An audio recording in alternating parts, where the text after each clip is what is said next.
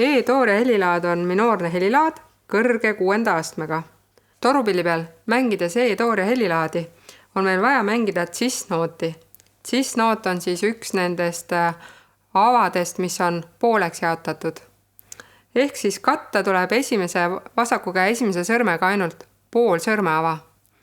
Nüüd selle harjutamiseks võiksid natukene teha erinevaid väikseid harjutusi. Esmalt mängi ülevalt kõige kõrgem D, cis, C, cis ja D.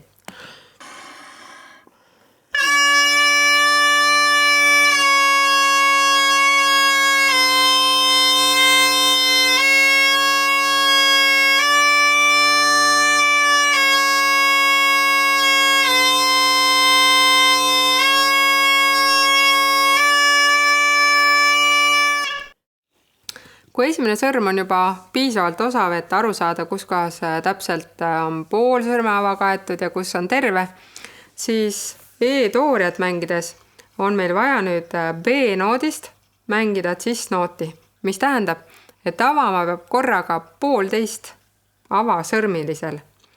Ehk siis B-noot ja cis-noot. B-noot, cis-noot.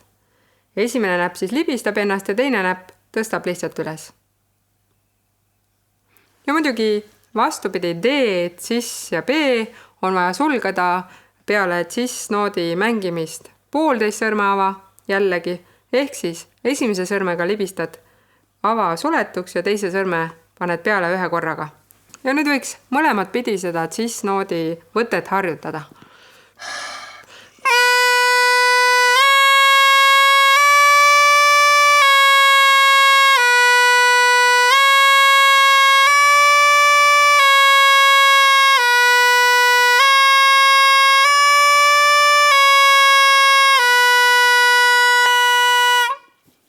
Rohkem E-tooriat mängides keerulisi võtteid ei ole. Nii et avame burdooni. D-burdoonil on E-häälestusnupp.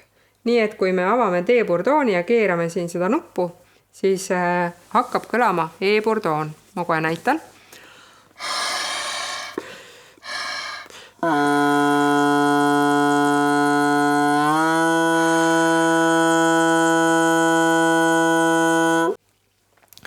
Ja nüüd ei ole muud kui E-tooria ülesse, jäta meelde siis cis-noot ja alla tagasi.